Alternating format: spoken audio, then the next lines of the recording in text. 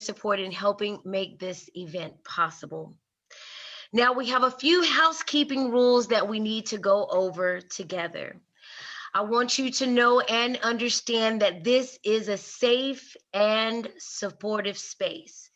Please help maintain a respectful and inclusive environment.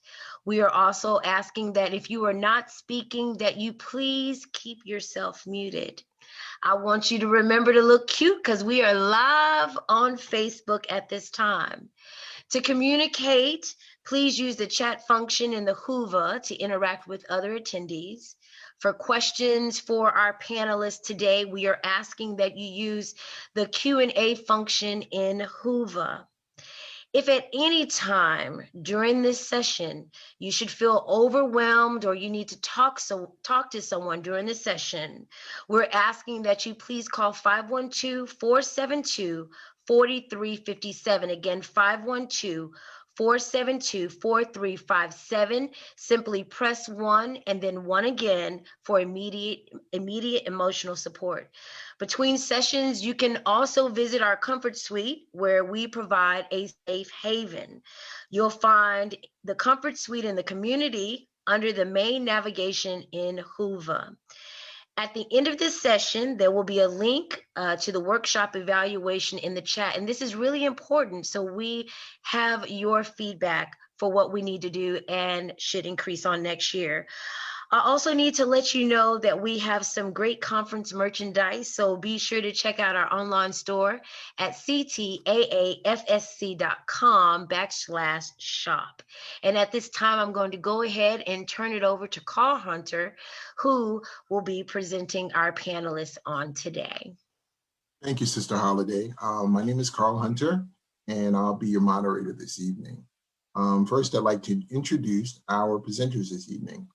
Pastor A.L. Sneed, Dr. Natasha Stewart, and Imam Jafar, and I'm going to mess up your last name, sir, and I apologize. Muhibullah, and I apologize for that. And you can help me. He told me, just so I let you know, Carl, he told me that we can call him Jafar, so we can be very clear on his name. Okay, Imam Jafar, everyone. Now, I'm going to read you the bios of each of the presenters this evening. Pastor Sneed is the servant leader and organizer of the South Austin Community Church. He's the co-founder of the Next Level Ministry Fellowship and sole founder of the Berean Bible Academy, Kingdom Mobile Ministries, and the A+ Mentorship Leadership Academy. Pastor Sneed is actively involved in the city and community. He has led, helped, organized, and or participated in serving the homeless neighborhood cleanups, youth and young adult mentoring programs, and premarital and family counseling, to name a few. Pastor Sneed received his degree in pastoral ministry from the Austin Baptist Bible Academy.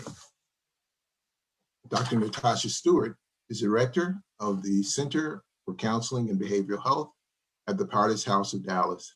She is an inspirational leader, speaker, advisor, and life coach. Dr. Stewart has received multiple degrees, numerous state, national, and local licensure, certifications, and professional credentialing to stay on the cutting edge of her field. Most recently, she was awarded the Presidential Volunteer of the Year Award, along with being honored at the United Nations and granted an official pin for her work in mental health. Imam Jafar has spent over 20 years studying Islam. He writes and speaks on a wide range of relevant and important topics representing the Muslim voice. Imam Jafar holds an MA in Islamic Studies from Duke University. He participated in advanced studies in Islamic jurisprudence in Qur'an, Iran, and completed research towards his PhD. He is currently resident scholar of the Islamic Association in Austin and serves on the board of Interfaith Action for Central Texas. These are our presenters, and I welcome them to show up on the screen.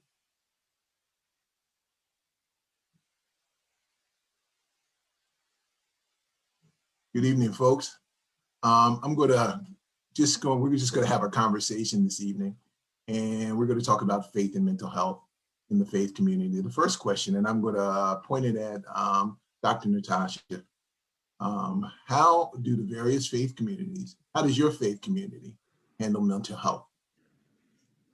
I'm sorry, how does my faith community, I didn't catch that last part. How does your faith community handle mental health in the congregation? Okay, well, I'm excited to be here and to be on this panel and to answer this question. I am excited because historically and culturally, the Christian church has seen that we had to take sides of psychology or theology. But I am part of the faith community that has synthesized the two, that we believe in God, we love God, we're of the Christian faith, but we also understand a lot of times we're not talking about a person's position with God or in Christianity, but we're talking about their condition. And in our condition, we have some trials and struggles that are sometimes of an emotional nature. And so my faith community, we have a full service counseling center that I am the director of. And we've had it since the start of the church. So over 20 plus years. So we talk about faith. Bishop T.D. Jakes, a lot of people are familiar with him. He's a world-renowned figure. And he openly talks about the need for counseling, the need that everything doesn't happen around the altar. And sometimes you need somebody to walk along with you in this life. So my faith community, we're very open, we're very transparent, and we talk about mental health, but I know that is not the norm. I know historically and culturally in the African-American community, we don't talk about mental health. So we are a little bit of an enigma at the Potter's House, but we are trying to break down the stigma and have conversations around mental health, because just like physical health, everybody has mental health. Not everybody has a mental illness or disorder, but everybody does have mental health. Pastor Sneed, would you like to comment? Yes, sir. As Dr. Natasha stated, our goal has been to address it and to do what we can to walk alongside of individuals who may be struggling with mental health or with mental illnesses. And so, so within our community, we understand that a lot of it is triggered or would happen through traumatic events, and so just making sure that when those things happen, such as within this past year, then we can just come together and make sure we address it, that we're proactive, not looking for individuals to always engage or take the initiative, but then if we as a church take the initiative as we have in various cases, then we can, make individuals feel more comfortable, remove a lot of the barriers and the stereotypes, the reservations that individuals may have, so that we can connect them to additional resources and individuals that can be a blessing to them as we too walk alongside of them on their respective journey. Yes. Imam Jafar, how does your faith community handle mental health in this context? Yes, Bismillah.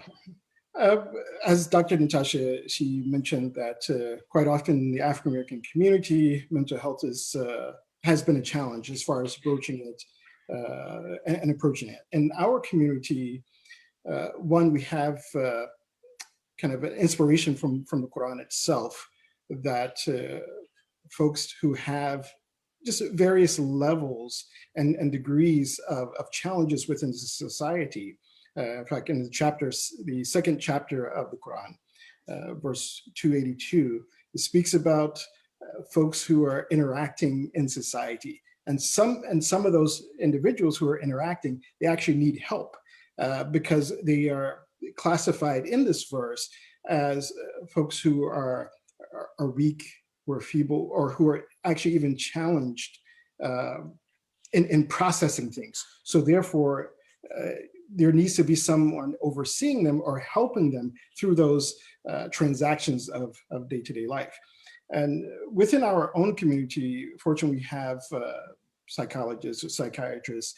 We also have social workers who we try to connect these connect people who are having challenges too, so that they can get the help that they need. There is a conference that is also established by the Muslim community that happens every year. This year, because of COVID, they postponed it to, or actually last year they postponed it to have it this year. It's the Black Muslim Psychology Conference, which is in conjunction with the Muslim Wellness Foundation, which tries to speak about these issues, encourage the community to recognize mental health and to get involved and to be those folks who are walking alongside of those who need help and need support, as we have the inspiration from the Quran. I'm new from New Jersey to Texas, and you guys are going to see me doing my nose because this cedar is like killing me, right? In the conversation and listening to you talk, I'm reminded of the raising of Lazarus, right? And he came out in his grave clothes, and Jesus told the folks in the community to loose him, right? So it becomes the church, the faith community's responsibility to help people with their grave clothes, whatever that might be metaphorically. So the next question is, how has your faith community handled mental health during this period of racial and political unrest in the midst of a global pandemic? And I'm going to pick on you, Imam, to go first. Okay. Well, I think at least within, I'm going to speak from the Muslim community, because there is, I believe, an extra challenge there. Not only the challenge of, as you say, kind of racial inequality that adds to the challenge that folks have. There's also kind of anti-Muslim, or at least there has been for a few years, anti-Muslim challenge as well, where some of the anti-Muslim rhetoric was launched at Muslims. And of course, this created a double-edged sword for many, for Muslims, many African-American Muslims as well. At the same time, it also created a very interesting, or put Muslims in African-American Muslims in a very interesting position with regards to even helping out non-African-American Muslims with regards to the kind of anti-Muslim rhetoric, the Muslim ban from coming in.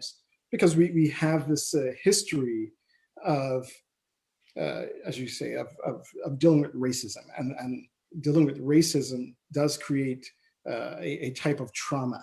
I'll give you one resource, which is a very good book, Dr. Joyce DeGruy, Dr. Joy DeGruy, her book on post-traumatic slave syndrome. Slave syndrome, yes, sir. Yes, very, very good book to read, to understand the trauma that a lot of the African Americans they go through because of our history of coming out of slavery, which still exists today.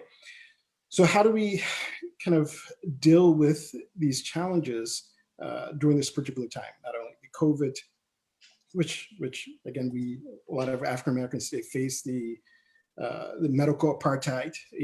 Quite often we don't get the medical help that we should get, and so therefore COVID is adding that extra kind of challenge.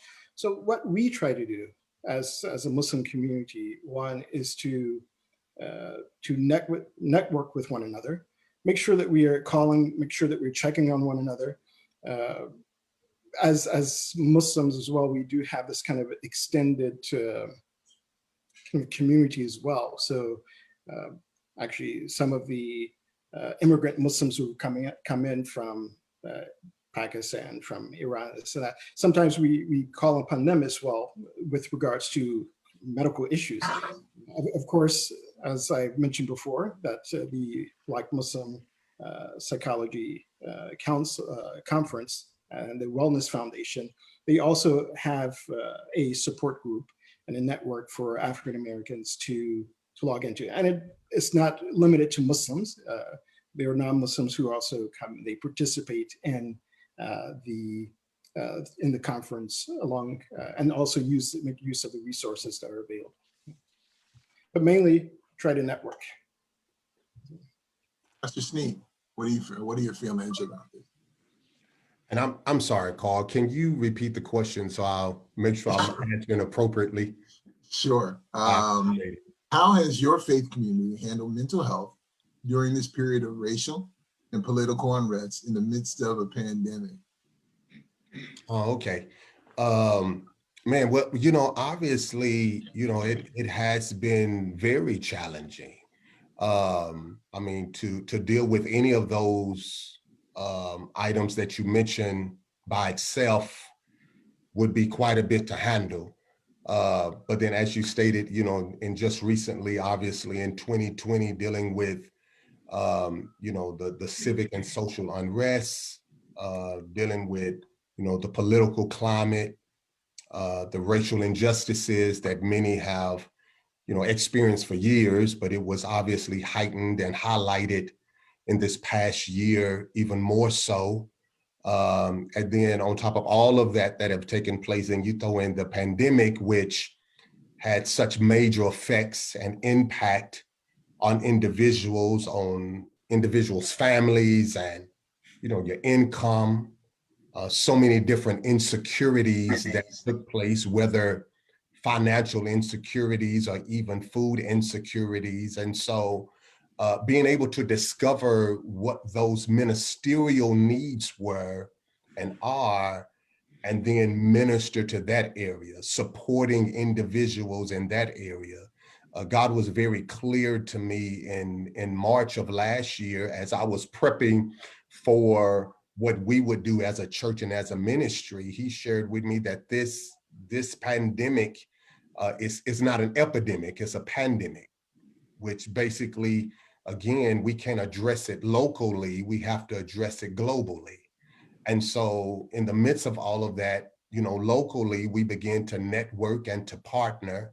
I love the theme for this conference this year, Together We Will Heal, because that was a major focus, that whatever we do, we're gonna do it together. And that's a challenge, right? Because while everything and everyone is saying stay apart, then we have to in turn be like, okay, we need to stay apart, meaning we need to stay together, stay linked in, stay engaged. And so we, you know, we just continue to encourage individuals and let them know that since none of us had been through this before, that it was going to take all of us to get through it now.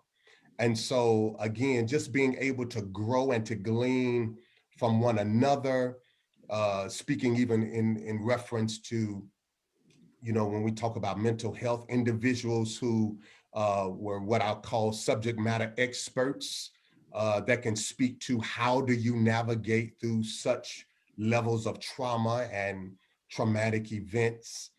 How can we grow and glean from each other's encounters and our experiences, and again, just looking at how unity would be major, how as a community we would need to come together, and how, you know, in reality is that since we are better together, being able to pool our resources and our information and our access and all of these things, and not operate and live life separate or in silos, that has been really the major focal point, is individuals being unified together, and again, growing and as the conference states, healing together. So that has been really our focus, you know, since the middle part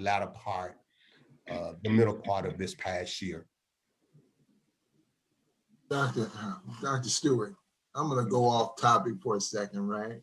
And dig in, right? Because I'm feeling a little bit better now. I feel my help coming, right? Because my blood sugar had dropped, right? And so I was sweating and going through some stuff over here on this side of the camera. I don't know if you saw the sweat beads, right? But how do we, right? Because this is called faith and mental health, right? So how do we dealing with the faith question when all of this is happening around us? Where do we see God in all of it?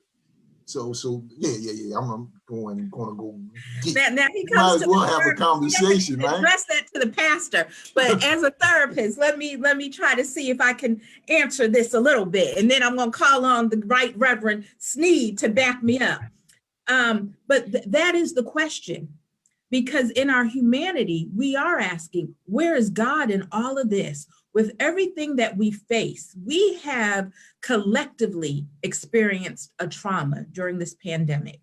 And Pastor Sneed highlighted some of those things, and we have lost loved ones. I personally have lost loved ones during this pandemic due to COVID-19. There has been incredible job losses, people losing their homes, housing issues, food insecurity, all of this. And yet we're saying, where is God, especially in the faith community?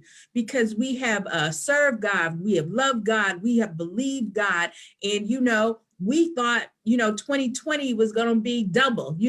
I heard going into 2020, this is the year of vision, and you're going to have 2020 and double for your trouble.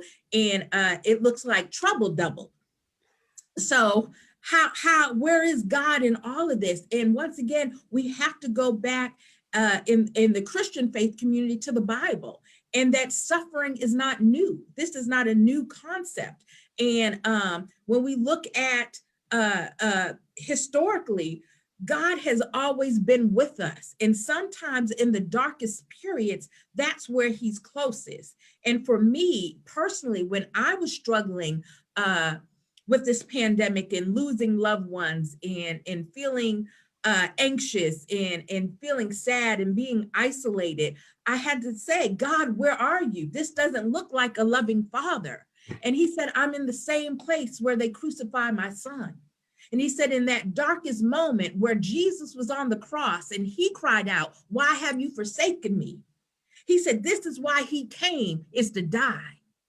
And he said, and I had to stand by and watch him suffer, but there was a resurrection. In 3 days, there was a resurrection.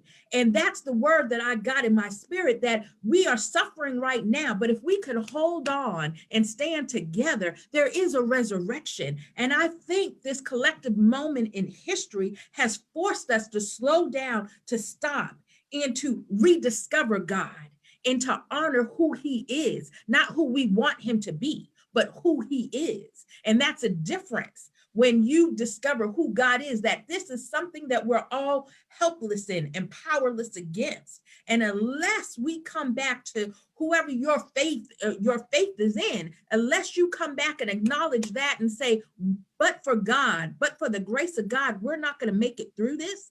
And when you think about the divisions and political unrest and racial unrest, all of this is pointing us back to coming together. The theme of this conference, together we heal. And we can't do that without a higher power. We can't do that. I think this has shown us in the midst of tragedy how much I need God. Not how much he doesn't love me, but how much I need God, how much I need his instruction and his wisdom to navigate where I am and to come out on the other side.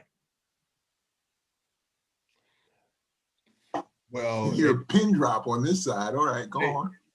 Hey, Carl, I don't know if she needed any help, man. She took us there for sure. That was good. And I'll springboard off of what Sis said. I mean, I'm in total agreement with everything, about like where our focus is. And when we find our focus there, also we will find our faith. And I'm not trying to preach like Dr. Natasha, but I will say that one instance that I will use from the scriptures is when the disciples were in the storm, and we know that Jesus was walking on water to the disciples, and Peter was in the boat with the other disciples, and he began to come to where Jesus was, asked him to come where he was. As I fast forward that portion, the part I'm getting to is Minnie talks about how, when he began to walk on water going to Jesus, his focus shifted. His focus was on the storm. His focus was on the effects of the wind. Matter of fact, the Bible says that when he saw the winds, when he saw the wind and it was boisterous. Now, I mean, Peter was closer to God than I am, but I ain't never seen wind. But I will say this, that when you can see the effects of it, that can shake the foundation of your faith, and rightfully so. It's done it for many of us. It's caused all of us to refocus, all of us to recalibrate and to reestablish our faith and discover where do we have our faith in. You know, I would be transparent, you know, even as a believer, as a pastor, you know, there are times that, you know, I'm not praying, calling on God on my face every day, 365 days of the year. Now, I hope none of our members are watching on this. I know we have at least one in the comments, so hopefully, hey, we're gonna keep this one. I know if it's a brave space. I don't know if it's a confidential space, but I will say this honestly, that's not me. That's not who I was. And what, you know, I would pray every day, be in the word, I got it. But as just really seeking God and his direction and his instruction and his strength and his peace and his power, and wanting and needing to know what's next, and God, what would you have me to do? That is not the narrative of the typical believer. And so I believe, as been stated, looking at this year and all that has taken place, where is God? As was stated, he has not ceased from being God. But the thing is that now it has given us an opportunity to really press into him, to tap into him. You know, people can't preach and teach this falsified faith. You know, like faith in him does not produce, you know, everything powerful and prosperous. No, faith in him says, even if I go through this storm, I know that he's with me. That in spite of what I go through, I know he's there. Many are the afflictions of the righteous, but the Lord delivereth them out of them all. And so however way he desires to do it is how he do it. But then it's like how Job was, though he slay me, yet will I trust him. I'm gonna end there. But I would just say, you know, reestablishing our faith in him as well as in one another. Because I think that some people put so much emphasis on God, but they fail to focus on the God that's in people. So I'm going to jump over to the imam, right? But I'm going to ask you to, because when Pastor Sneed talked about Peter seeing the wind, right? Wind is invisible, but things get stirred up by the wind, right? And so I'm going to ask the imam to give me some of the things that are being stirred up in your community as a result of all the things that are going on around them. What's being stirred up? Well, I think a lot of things are being stirred up. Just the different challenges and that we're going through at this time, or folks are going through at this time. I think also what's being stirred up, and I definitely want to chime in on something that Dr. Natasha, she mentioned, because it's a very, very good point. It's very subtle, but I'm not sure how much we actually think about this. And because this is where a part of that stirring up is coming from. You know, we walk through life and we go through our day-to-day and our routine activities, thinking, okay, well, this is the norm. And what exactly is that norm? And quite often that norm may be that we're thinking mostly about, you know, our work, our job security, all of these things which we are raised to and we're educated within the system to think about. But these challenges that comes about, and they completely turn our, they stir our world up. They even turn over things. It is that moment where we have to take a step back and really think about what is actually important in my life and in my existence. Is it all of these material things that I come across, these things that I, that I achieve worldly versus what I achieve spiritually? Because if you achieve those things which God has laid out before us to achieve spiritually, you can weather any storm. As a matter of fact, when we talk about, again, what's been stirred up, simply if we look at the history and of the prophets, what they've gone through, a flood, for example, we take Noah, a flood, it comes to wipe out, over half of the population. And so how do you deal with something like that? It may wipe out, whatever material wealth you have, but is that important in life? Or is it important to make that connection that we should be making? And this is why I think that, we need to really understand this idea of trauma, because trauma, it is physical. We can become, tired, fatigued from trauma. We can develop eating disorders from the trauma. Trauma also, again, it stirs up our emotions. We can, become depressed. We can feel, like emotionally drained. We can have anxiety. But also trauma, it actually even stirs up our spiritual stability. That we can become spiritually imbalanced from trauma, from facing trauma, thinking, just as you put that forth, that where's God in all of this, and am I facing these difficulties and these challenges because God is punishing me? And so therefore, that what's being stirred up is perhaps all what we take for granted, or what we take simply as, oh, well, this is the norm of life. Yes, God wants you to step back and really examine your life, your connection with him. And when you strengthen that connection, whatever storm, whatever difficulties come your way, you should be able to, you should be able to face that. You should challenge, you should be able to weather that. And of course, to strengthen that spiritual foundation, we have to do it together. And not only, in conjunction as people together, we have to do it, but folks, for example, the pastors, the imams in the masjids and the churches, along with the professionals like Dr. Natasha, we have to be there together to give I think a wholesome perspective to people, so that they can heal themselves, from this trauma, physically, emotionally, psychologically, and also spiritually. So I'm a preacher's kid, right?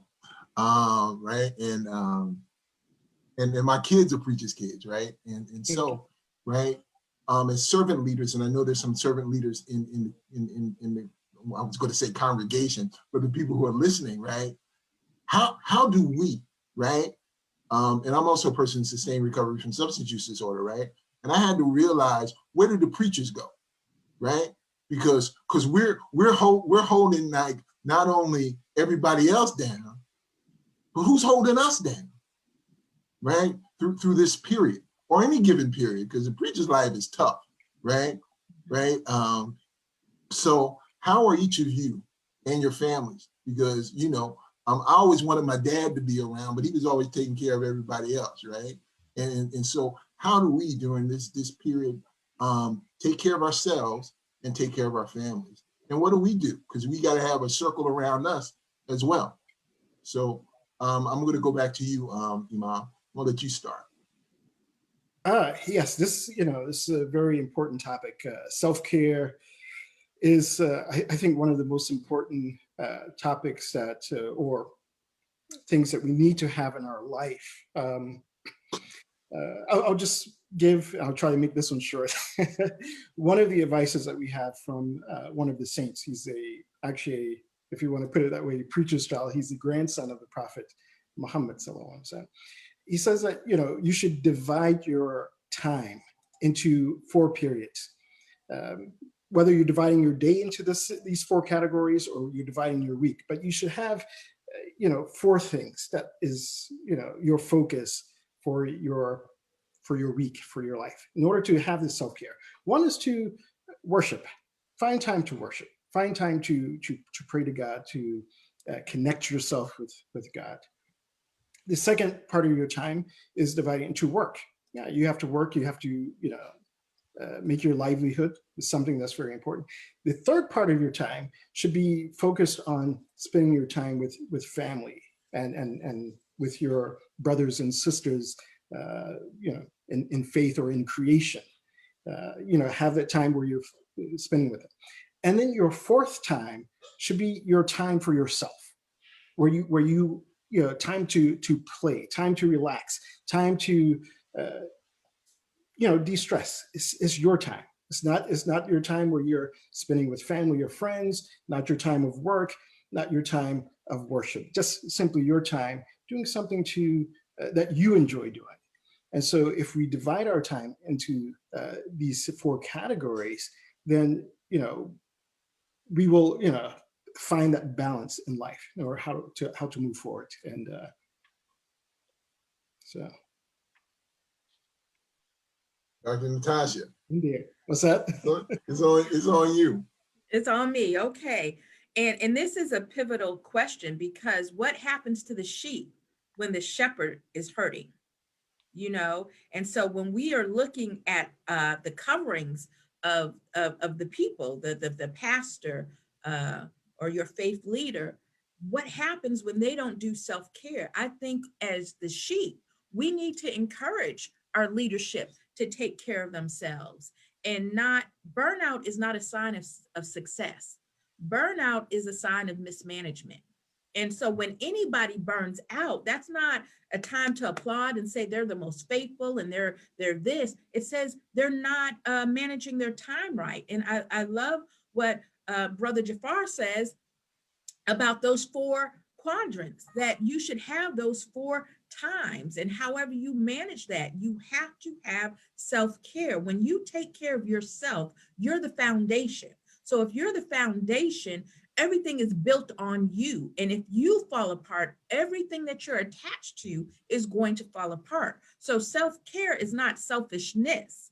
It is necessary and it's vital. And if we look at God in the model of creation, he rested on the 7th day. So if God Almighty needed to rest and step back and admire what he worked for, then how much more do we need to do that? That we need to make rest a priority.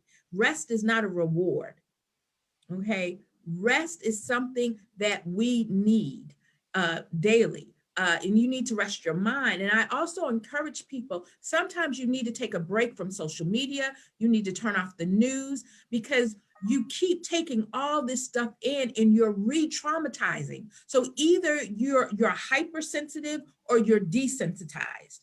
And it's just another shooting. It's another this, it's just another, and there's no balance. So it's imperative that we have that time where we de-stress, where we refocus, as Pastor Sneed said about that focus. And part of your focus needs to be self-care. So, Pastor Sneed, even Jesus had to go and pray, right? Had to leave them all, and go off and pray. So talk about that from a spiritual, your spiritual perspective. I'm in total agreement with what was stated, and when you talk about resting and pulling away, that there were plenty of times, as you stated, that Jesus would just steal away. I talked about the time with Peter. With Peter, and even that time, he sent his disciples ahead of him, be like, "Hey, I'm gonna catch up with y'all." All right, now that was my paraphrase. And there was plenty of time, him and the disciples in the boat, as Dr. Natasha said, before he comes up and says, "Peace be still," he sleep, in the hinder part of the ship. I'm learning, and this is an area that I'm learning, is that I need to rest. I'm the dude that I'm a grind, I'm gonna get it in, I'm gonna get it done. I was kind of brought up with the old school that we'll rest when we die. Okay, but we don't want to accelerate that day, and even leading to death, no, we have to take care of ourselves, especially if we are called to take care of others. there has to be a time where we can disconnect, where we can decompress, where we can turn it off for a minute. Where we can still be who we are, but we don't have to do everything that we're called and assigned to do 24/7. Multitasking. I'm learning that multitasking, it's always praised, right? I mean, we put it on our resumes. I have the ability to multitask, and that's good. You should, but it's not sustainable to always be having all these different things going on at the same time. Sometimes it calls for me to be single focused or me focusing on this one task. It has been stated about self-care. And another one that I think is imperative is self-compassion. I mean, it's nothing like being compassionate and gracious and loving and kind and understanding with others, but then you don't give your own self a pass. And that's been stated many of times. I mean, you have to put the mask, on you first before you put it on others. And I'm the dude that even though I say it, I teach it, I struggle with living in that. Because hold on, are you telling me that, okay, I get it, that put the mask on me first and then put it on my child? No, that's not me. I want to put it on them first and then, but no, that's not proper, because we have to be able to care for one another. I would end with this one, is surrounding ourselves with individuals that can pour back into us. Sadly, there are people who always want us to be on. There are people, I made sure my name today wasn't bishop, wasn't pastor or whatever. Man, I want to just put art, but that probably would have been very unprofessional. But okay, at the least, A.L. Sneed II, because I don't want to be pastor all the time, meaning I don't want to operate in that role. I don't want to be praying for people all the time and have to be the one to have a word for you all the time. There are times that people just want to pull from us. I'm talking about leaders and individuals that caregivers, as you mentioned, Carl, like, there are people that, man, you just pour out so much and people pull from you. But the question is, who's pouring back into you? And you have to not only surround yourself with people that you can minister to, but then you also have to have that community where you can just be you, and you can have them to pour into you, or you can just be yourself and you can just wind down for a minute. I ain't talking about get turned up. I'm talking about just winding down and just let me be the normal, natural me. And I don't have to be the spiritual, supernatural, always on me. So we were talking early in the conversation about stigma, but we had our little first initial meeting, we really talked about stigma. And it reminds me, and I'm going to repeat this because I said in the meeting of the demoniac, the community, the faith community throughout told you the crazy man, put him in the graveyard. But how does that work in the faith community? Because there is still stigma, right? And that crazy person, I don't want to sit next to them because it might rub off on me, right? So how are we dealing with cutting the stigma of mental health in our congregation? And I'd just like to address that. And one of the ways that we help with stigma is language, because language can be very stigmatizing. And so when we say the words crazy, or when we say insane, who's going to raise their hand and say, I'm struggling? Because you're going to say, I'm crazy. You're going to say, I'm insane. And in the faith community, it's such a stigma, because then it's about your relationship. You don't have enough faith, or there must be sin in your life. Just like the man that was healed, the blind man, and they said, who sinned? Was it his sin or was his parents' sin? So I think in the faith community, how we deal with stigma is what we're doing today, is we have these honest and transparent conversations that you can have Jesus and you can have a therapist. You can have faith and you can have a therapist. You can, it doesn't have to be either or. It could be and with. We live in a fallen world. We live in a fallen state. So there are things that come against us. that we have challenges with. And if we look throughout the Bible, we have men and women who struggled with things. Paul said, I despaired of my very life. He came up through something in Ephesus. He said, I despaired of my very life. David said, I can't sleep for crying. He said, my bones are waxing old. So when we look at scripture, we see that people have this human condition. And so when we get in the faith community and somehow now we don't struggle, sometimes now we don't have emotional issues, that doesn't make sense. We need to talk about it and we need to be transparent about it. Even during this pandemic, I think it's triggered a lot of people who typically didn't suffer from depression or anxiety or any other mental health conditions, now found themselves isolated, alone, scared, afraid, and they didn't feel comfortable enough to say anything to anybody. So we have to start talking about it. We have to normalize it. Nobody would be ashamed to say, I went to go get my cholesterol tested. I went to go get my heart checked. I went to, get my blood pressure checked. We have those communications or those conversations. We need to say, how are you feeling today? Okay, how are you feeling emotionally? How does this make you feel? Was your response appropriate to the situation? And it's okay to have all of these feelings and need help navigating them. So that's my 2 cents. And I just want it to be normal. Just like we talk about physical health, we need to talk about mental health because we all have mental health. And we need to talk about it and discuss it without shame or stigma. I love that. I'll That was more than 2 cents. That was like $1.25, but okay. All right. That is true. You were Steve?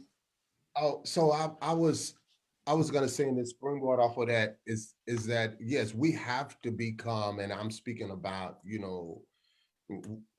I'm not even speaking about in the church community. I'm speaking about individuals as people. Yes, in the church as well, but I think that sometimes we fail to remember that the individuals that make up our respected churches are individuals that live in the community. So just as a people, as individuals, I believe as Sis stated, that there comes a time when we have to speak up. Like, advocacy is ever so much important, especially in this day and time. Like, individuals cannot and can no longer sit quiet and silent. And I understand that, this past year has caused us to kind of highlight white privilege and talk about individuals that have white privilege. And I get it. And I understand the concept and everything, but I also want to say that there are individuals that's outside of the white community that have access, that have information, that has resources, and regardless of the race, individuals need to step up and use their place, their voice, their platform in supporting individuals that may be struggling mentally. And basically saying that, okay, it's okay to not be okay, but it's not okay for you to stay that way. Like, let me walk with you, let me support you, let me speak for you if necessary. Let me be an advocate, an ally, and an activist. And something that Sis stated that I was hoping I had an opportunity. I'm glad the Lord reminded me of this. I am so tired of people in the church that's like, they don't want to go to counseling. They don't want low dosage of medication. Like they don't want that and God, as if they partake of these things that can be viewed as resources, especially if it's provided, if it's prescribed, if it is a part of your regimen, that as you go day to day, you have to utilize those things. When do we ever take God out of various equations? So God can be in meditation as well as medication. And sometimes individuals must know that, man, hold on, like as sis ran down the list. She ran down a whole bunch of them in scripture that struggled mentally, having a spiritual encounter, but they also being human. They had mental challenges, and it's okay. Because one that came to mind, I don't know if sis mentioned this one, but like Elijah. What blows me away about Elijah, the prophet, is that all of the amazing, miraculous, supernatural things that God did through him. And as a result of it, after these series of things that God does miraculously, he gets to a place after he hears that Jezebel is after his life. He's now hoping and wishing that he dies. And you can see the mental anguish that's on him. I mean, this dude is like at a whole nother level. And then now he's like, you know, one person, one voice now calls him to want to die. Here's the thing that gets me, that blows me away. And this came from God. After he was struggling with all of it, God's regimen for him was to go to sleep. Go to sleep and eat. He went to sleep. When he woke up and the angel woke him up, provided a meal for him, and his next instruction was go to sleep.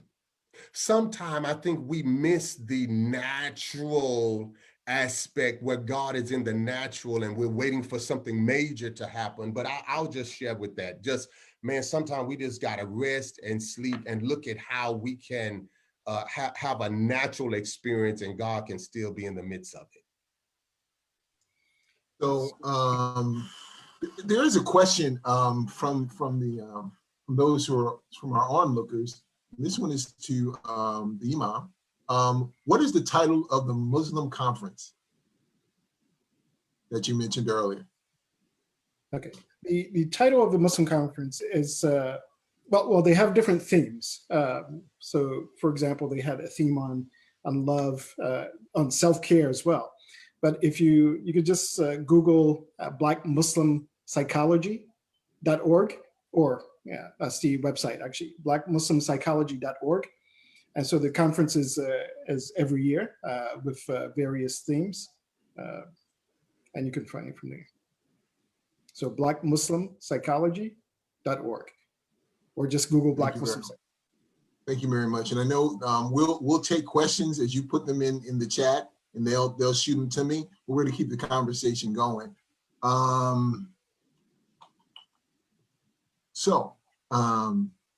Marvin Gaye, right, has this song, Make Me Wanna Holler, right? And I think with all the things that are going around, what are we hollering about? And then anybody can just chime in, right? What are we as a faith community hollering about? We see the injustice all around us. We see the pandemic. We deal with we deal with the trauma of all of this, but the trauma of being Black, right? And so it's like a double entendre, right? We're doubly traumatized by the things that are going around. You know, when we talk about getting a vaccine, you know, people are thinking about the Tuskegee experiment, right? What do I want to do? Do I want to go get this vaccine, or what are they trying to do to me, right? So how are you all feeling about making me want to holler in this period of time?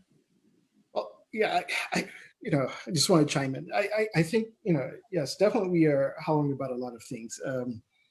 I think one of the greatest things that we've been screaming about or hollering about is simply, after George Floyd, this is nothing new, right. But it was done in such a way that, and so publicly done, that people begin to really see what is going on. And I think that part of our, our screaming is about, it's like, now you understand. It's taken folks so long to understand our trauma. We understand it. We live with it every day.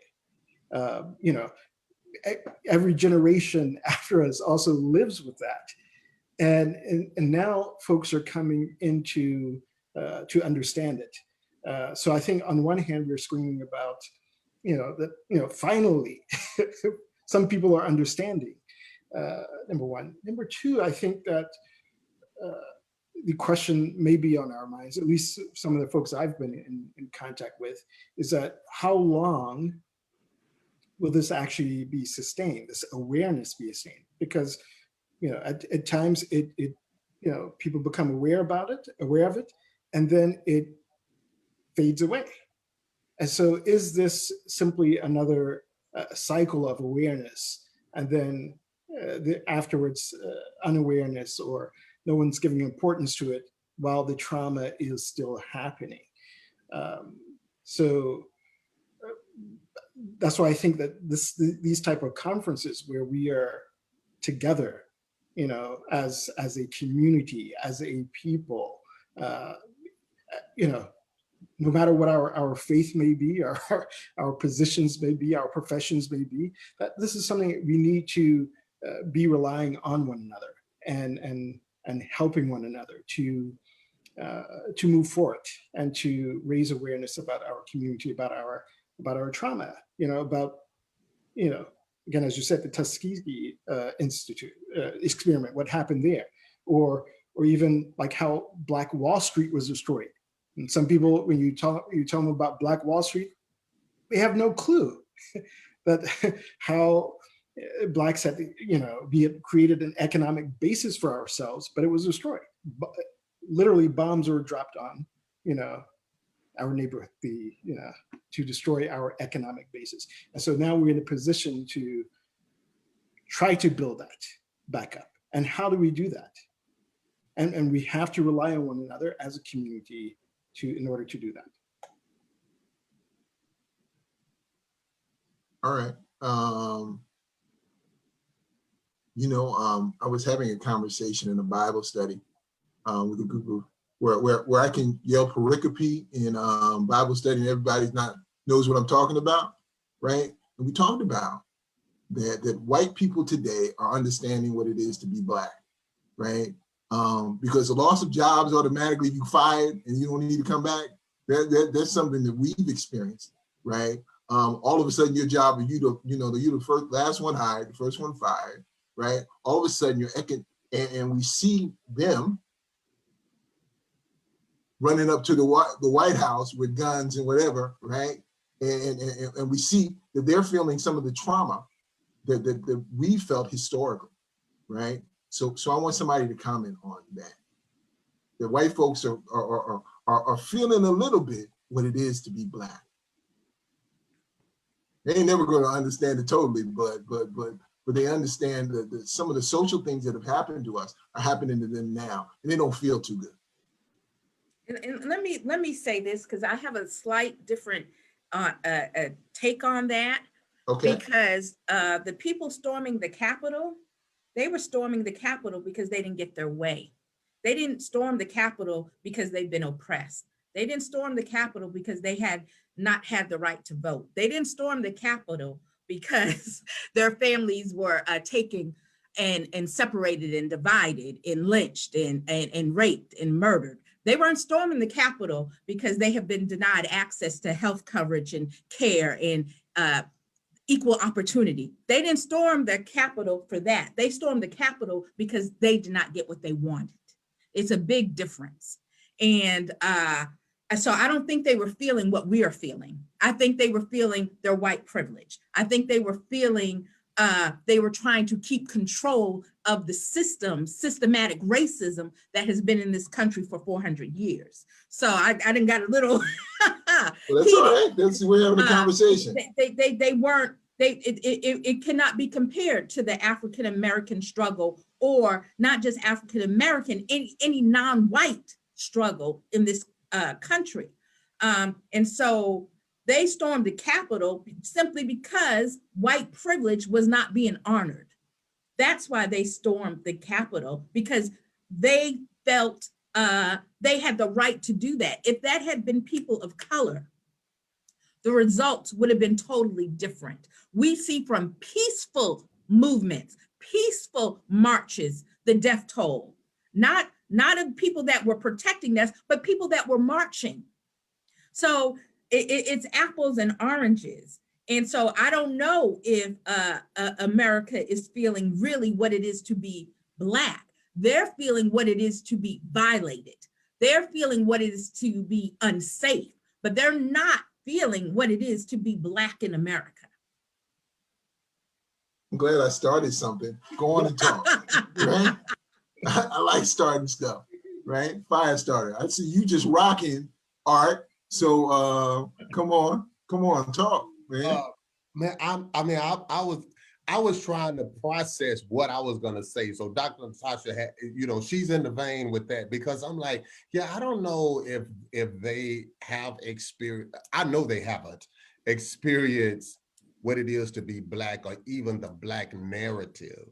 And it's something else. So I roll with what Dr. Natasha stated, because the reality is that at the end of the day, I mean, I respect the fact that, this being an African-American, conference, and not limited to just African-Americans, but, the reality is that what we've experienced as a people, as a community for years, and then just to have the levels of resilience to overcome direct, blatant oppression is huge.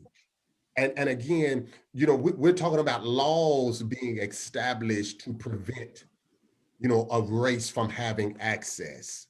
We're talking about things that happened years ago, but then things that are still happening now through systemic racism and through other various injustices that's covered in camouflage, because it can't be as clear and blatant as it was in years past. And so, yeah, I don't think that there is a comparison in that, but I will say that it has provided a load of Reality check, maybe.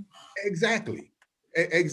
Like you have to almost acknowledge that, okay, maybe there is some truth to this, to what many in the Black community have experienced. And then again, we can't negate the many white and non-African American allies, that come alongside and assist, and have done that for years. But I think that's because they understand that they understand for us to overcome this, whatever this is, that for us to overcome this, it's going to take more than just us, the Black community, to undo a lot of the things that has been done. So I'm gonna leave it there, Carl, because I wanna, because I'm trying to be godly and stuff, and I may end up accidentally cussing and all that. That just ain't gonna be good. So No, that's not gonna be good. We're gonna keep you there, right? Imam, we have a question. How can we best support people who are Muslim when we are not well versed in the culture, and cultural humility is not enough? Not well versed in the culture of Islam? Yes. Oh, that's from Anna. Okay. Very, very good question. Well, Islam has been, and I'll say this, unfortunately, because of, again, when we talk about the Black experience and in the trauma that we face, we do not realize the history of Black Muslims in America. It is a very long history, from even actually prior to the establishment of the United States of America. There were Black Muslims who had traveled here as explorers. Even in the American War of Independence from Britain, they were Black Muslims who actually fought. They were enslaved. Some of them were enslaved, but they still fought for the independence of America from Britain. But these things, they get I don't know, say whitewashed, or they are not taught within our history. So one way to I think to be supportive is simply to try to understand that history. A lot of it is kind of available now. You can understand some of these things. One book that comes to mind is Servants of Allah. This is a book by Sylvia Sylvia Diop. She wrote a book called Servants of Allah, Muslims Enslaved in Americas. And what you will understand from this book is that Muslims were here for a very long time. In fact, when Blacks were being categorized as ignorant, can't read or write, Muslims, many of the Muslims, or a number of the Muslims who were enslaved, they were actually very proficient in Arabic, and they were writing letters in Arabic, and they would secretly write letters in Arabic to one another, and they would get transferred from one slave plantation to another in order to communicate with one another. If you go to South Carolina, the Gullah Islands, the Muslims were very instrumental in developing the Gullah language. If you know about the Gullah language, one of the things that happened is that the slaves were brought from different tribes, and they were put together because they were not, the slave masters didn't want them to communicate. But what some of the Muslims did, they said, listen, they began this program that, look, if you're from one tribe, if you're from the from the Fulani tribe or from this tribe, teach each person a few words of that language. And from that, they developed this Gullah language. And if you look at the Gullah language, there's quite a bit of Arabic also in the Gullah language. And this comes because of the Muslims who spoke Arabic. They were fluent in Arabic. They could read and write Arabic, although slaves are considered to be unintelligent, not able to read or write. So one part of, I think, that support could be is to study about that part of our history, because it is part of our history as I would say African Americans, or the Moorish Americans who live here in America. So servants of Allah, enslaved Muslims in America. Another one is Islam and the African American experience. It's also a very good book as well to read, to understand. All right, we're gonna take 3 minutes. Somebody gonna have to take 3 minutes, right? Because I gotta give people, gotta do my closing remarks. But I want somebody to respond to this. What is the role of the faith community as it relates to social injustice? Anybody can talk. You got 3 minutes. Somebody gotta go on though, because y'all don't want to hear me say anything. I mean, really. Well, I'll take half a minute. Well, as you know, Muslims have always been involved with the speaking out against social injustice. Malcolm X is one, and of course, Malcolm X, if you don't know, Malcolm X and Dr. King, they became very close, especially at the end of life of Dr. King. If you look at the I Have a Dream speech of Dr. Martin Luther King, you will see the police refused to protect him. Take a close look at the picture. The people who are behind him were protecting him, they're Muslims. So there's always been this unity, and that needs to be maintained, I think, for social. All right, that's your half minute. We're going to take the other half, right?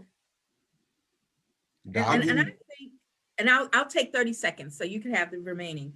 But I think historically and culturally, the church has always spoke up about social injustice and inequality. So I think we need to continue that role. We need to continue speaking up and speaking out about what is right and what is fair. Yeah, it's definitely a part of the scriptures. And so that's one of the things that God loves, is for us to respond and stuff to justice. And so we can't, I think Dr. King, and I may mess it up and stuff when I say, like, the injustice anywhere is a threat to justice everywhere.